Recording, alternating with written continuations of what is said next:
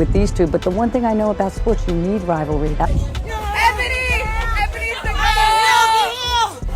The Indiana Fever just shocked the entire league. They pulled off one of the wildest wins of the season, and the WNBA acted like it never even happened. We are, but I think Fee got really frustrated by the ref. But here's where it gets messy, because while the league stayed quiet, Caitlin Clark didn't.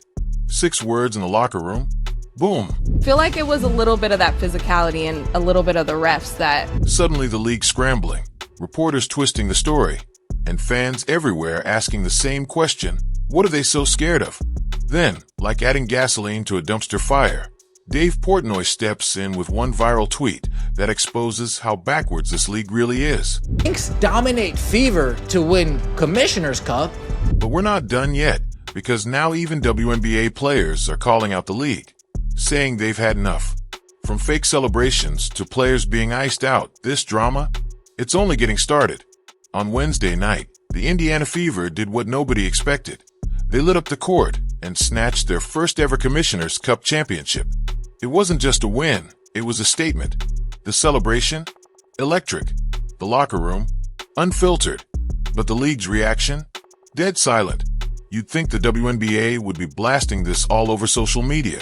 The underdogs taking down one of the league's top teams should have been headline news. But instead, it felt like they hit the mute button. And here's where it gets real shady. ESPN, the same network hyping up the league's growth, accidentally exposed themselves. Before the game was even over, they had a video locked and loaded titled, "Lynx Dominate Fever to Win Commissioner's Cup." Yeah, you heard that right. They were so sure Indiana would fold. They prepped the celebration for the other team. But plot twist, Indiana didn't fold, they flipped the script. And suddenly, that ESPN video? Deleted faster than a bad tweet.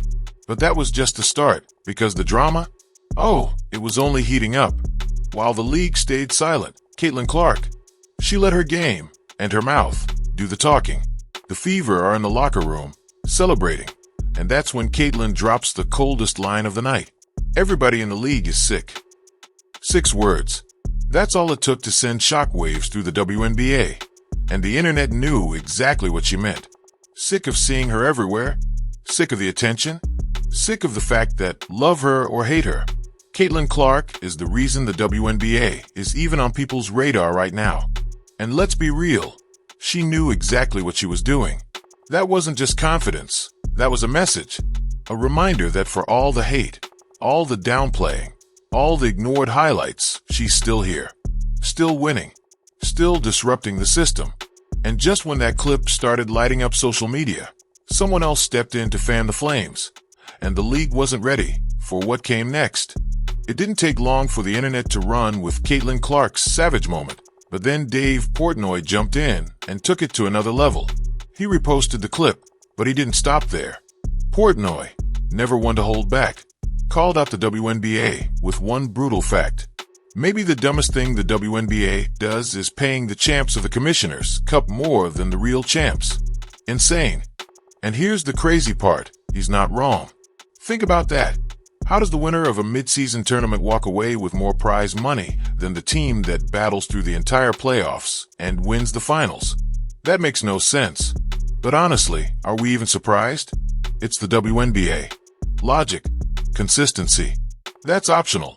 Instead of celebrating the league's growth, it's just more chaos, more contradictions, more double standards. And the deeper you look, the messier it gets. But hold up, because the real drama wasn't just happening online, it was brewing inside the league itself. The confetti hadn't even settled, and already the storyline was changing. Instead of giving Indiana credit for pulling off one of the biggest upsets of the season, the WNBA media decided to rewrite the script. Now, suddenly, the Fever didn't win because they were smarter, tougher, more prepared. Nope. According to the headlines, Indiana was too physical. Yeah, that's the new excuse. Apparently, Natasha Howard locking down defenders and Aaliyah Boston owning the paint was just too much for some people to handle. Funny how that works, right? Because when Caitlin Clark's getting hip-checked, elbowed, and slammed to the floor every other game, crickets. That's just part of the game. Toughen up. Welcome to the league. But the moment Indiana dishes out the same energy, it's a scandal. Now they're the villains. Now everyone's clutching their pearls over physical play. And here's the thing, this isn't new. The WNBA has been moving the goalposts all season. When Indiana struggles, the media downplays them. When they win, the story suddenly shifts. It's not about the team's heart or strategy. It's about making them look like the bad guys. But the Fever didn't care. Their coach, she saw the noise. She heard all the doubters. And her response? Give them a taste of their own medicine. While the media was busy twisting the narrative, Indiana was busy making history. Head coach Stephanie White, she heard it all. The injuries, the trash talk, the analysts saying they didn't stand a chance. So she flipped the script. The game plan? Simple. Lock down defensively. Frustrate Minnesota. Make them uncomfortable. And that's exactly what they did. Indiana came out swinging. Tight defense. Tough rebounding. Relentless energy. And then they hit the Lynx with an 18-0 run that turned the entire game upside down. Minnesota looked lost. The same team everyone expected to dominate suddenly forgot how to play basketball. And Indiana, they didn't just win, they made a statement. But here's where the double standards get loud. Instead of celebrating one of the best defensive performances Indiana's had all season, the league and media flipped it. Now Indiana's the aggressor. Now they went too far. Physical play, trash talk, that's all good, unless it's coming from the Fever. Because apparently, toughness is only acceptable when it fits the league's narrative. But even after all the complaining, the critics had to admit it. The Fever balled out. Even the biggest haters couldn't deny what they saw on that court. But just when you thought the drama might slow down, the players themselves decided to speak up. And they didn't hold back. The league can ignore Indiana's win. They can spin narratives, but they can't silence the players. Because now, even the WNBA's biggest stars are calling them out. First up, Sada Sabali, Phoenix Mercury forward and WNBA rep, steps in and drops the truth. The league's been bragging about expansion. New teams in Philly, Detroit, Cleveland, big celebrations, shiny press releases, all that. But Sabali didn't bite her tongue. We got a proposal from the league, and honestly, it was a slap in the face. Her words, not ours. Because here's the reality. Rosters are maxed out at just 12 players. Rising stars. Struggling for contracts. Some can't even find a team. Others bounce around on short-term hardship deals, like it's musical chairs. The system. Messy. Unsustainable. And while the league's throwing glitter over expansion news, the core problems haven't changed. Sabali made it clear, before you hand out shiny new franchises like candy, maybe fix the mess you've already got. But she wasn't the only one fed up. Breanna Stewart, two-time champ, MVP, one of the most respected names in the league. She didn't hold back either. After the Players Union got their first CBA proposal from the league, Stewart summed it up in one word: frustrating. The players? Asking for basics, better pay, roster expansion, real investment in the athletes, keeping the league alive. The league's response? Ignored. No conversation. No progress. And that's when the mask started slipping, because behind all the flashy headlines, the league's been riding the Caitlin Clark wave like their survival depends on it. Let's not sugarcoat it. The WNBA has been cashing in on the Caitlin Clark effect like their future depends on it. And honestly, it kind of does. Because of Clark, the league's seeing record-breaking attention, sold-out arenas, higher viewership, more media coverage than ever before. But here's the part they don't want to talk about. That growth? It's built on an insanely fragile foundation. Behind the scenes, they're chasing a massive new media rights deal. The numbers? Wild. If the deal goes through, league revenue could explode from around $60 million to over $250 million a year. That's generational money. That's game-changing in theory. But for the players actually grinding on the court, the reality doesn't match the hype. Take Kelsey Mitchell, one of the league's rising stars. She just signed a $249,000 contract. Not bad, right? But when you stack that against the money this league is about to rake in, it's crumbs. The math doesn't lie. With $250 million in revenue floating around, player salaries should be doubling, tripling. some even cracking six figures in bonuses alone. But instead, the league keeps playing favorites, handing out empty promises, and hoping no one notices the cracks. And the players? They're sick of it. Caitlin Clark wasn't just being cocky when she dropped that six-word line. Everybody in the league is sick. She was telling the truth. Sick of being undervalued. Sick of fake growth with no real follow-through. Sick of carrying the league's momentum while being told to wait your turn. But here's the thing, this drama, it's not just about one player, one team, or one viral tweet. It's about a league standing at a crossroads, and the next move could change everything. You'd think a historic win like this would be plastered everywhere. First ever Commissioner's Cup championship for the Indiana Fever, a team that's been counted out all season. This should have been front page news. Clips of the final moments, behind-the-scenes celebrations, interviews with the players, all of that. But the WNBA's reaction? Silence. Awkward, calculated silence. Why? Simple. This wasn't the storyline they wanted. Before the game even ended, ESPN already had their headlines ready. They were fully expecting the Minnesota Lynx to cruise to victory. They even uploaded a video titled, "Lynx Dominate Fever to Win Commissioner's Cup." But reality had other plans. Indiana came out swinging, flipped the game on its head, and the Lynx? They folded under pressure. Suddenly, that pre-scheduled video? Deleted. Wiped from the internet, like it never existed. And that's not even the worst part. The league's own platforms, the WNBA's official accounts, stayed eerily quiet. Barely a post. Barely a mention. No highlight reels celebrating Indiana's grit. No press blasts hyping up the underdogs. It was almost like they were embarrassed. Embarrassed the wrong team won. Embarrassed that the narrative they've been carefully curating all season just fell apart in front of millions of viewers. But here's the thing. The league's been doing this for months. If it doesn't fit their preferred storyline, they'd bury it.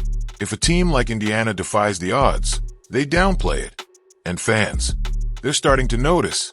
The silence after the Fever's win wasn't an accident, it was strategy. But the problem is, the more they try to control the narrative, the more they expose how fragile it really is. The WNBA prides itself on toughness. Physical play, aggressive defense, gritty rebounds, it's all part of the game. For years, fans have celebrated that edge. Players battling in the paint, hard screens that rattle your bones, rivalries built off contact and intensity. But when Indiana steps up and plays that same way, suddenly it's a problem. Let's rewind to Caitlin Clark's rookie season. Game after game, she's taking hits like a linebacker. Hip-checked, shoved to the floor, elbowed off screens. Half the time it looks more like football than basketball. And the response? Crickets. Commentators, league officials, even some players shrugged it off. That's just how the league is. She needs to toughen up. It became the go-to excuse anytime Clark hit the deck. But now, the moment Indiana dishes out the same energy, the moment they stand their ground, play physical defense, and frustrate their opponents, the narrative flips. They're bullies. They went too far. This isn't good for the league. It's the kind of double standard that kills credibility. Here's the truth. Physical play isn't the issue. It's who's delivering it. When the league's preferred teams bring the heat, it's celebrated. When Indiana does it, it's scandalized. And the hypocrisy is loud. Even opposing players have admitted it. The Fever's defense was one of the best performances of the season. Yet, instead of celebrating that, the headlines twisted the story.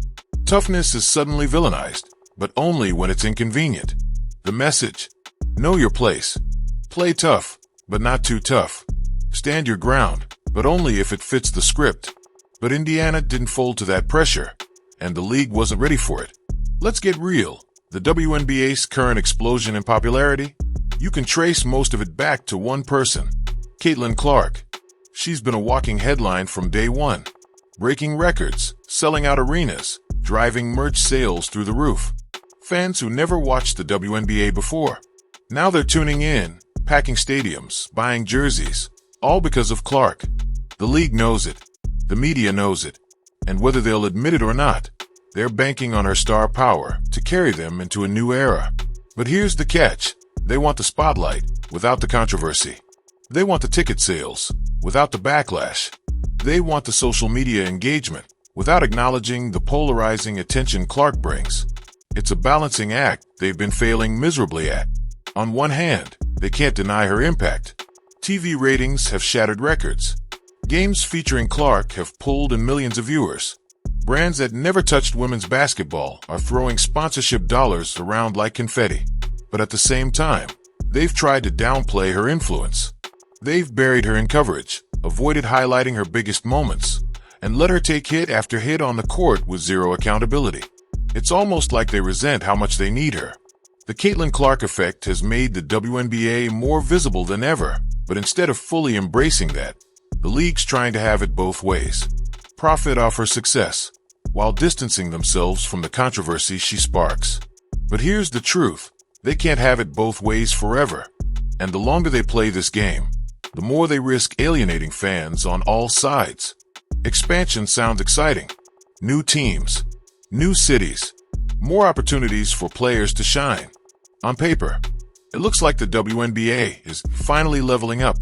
The league proudly announced new franchises in Philadelphia, Detroit, and Cleveland, celebrations, press conferences, the whole show. But beneath the surface, it's a smokescreen. Mercury star and Players Union rep, Sada Sabali, peeled back the curtain. The reality? Rosters are capped at just 12 players. Talented athletes are struggling to find permanent spots. Others bounce around on short-term hardship contracts, never knowing where they'll be week to week. The system, completely maxed out. And yet, the league's pushing expansion like everything's fine. But how do you add more teams when the current structure can't even support the athletes already here? Players are being forced to sacrifice stability. Rising stars can't get signed. Injuries pile up, and there's barely enough depth to cover it. It's the equivalent of building new floors on a house with cracks in the foundation. Sabali made it clear. The league is rushing growth without fixing the basics. Better contracts, larger rosters, real investment in player health and development. Instead of solving those problems, they're distracted by shiny new franchises and press clippings. The players see it. The fans see it. And if the league doesn't slow down and address the cracks, this expansion bubble, it's going to pop. At the end of the day, this isn't just about the Indiana Fever shocking the league. It's not just about Caitlin Clark dropping a savage one-liner. And it's definitely not just about Dave Portnoy or viral tweets. This is about a league that's been begging for more attention while ignoring the very players giving it a reason to exist. The WNBA wants growth. They want sold-out arenas, record-breaking ratings, and corporate dollars flowing in. But behind the curtain, players are underpaid, rosters are maxed out, injuries pile up, and real investment gets shoved to the back of the line. The truth. You can't build a league off buzzwords and highlight reels alone. You can't cash in on the Caitlin Clark effect while telling the players who built this league to sit down, stay quiet, and settle for scraps.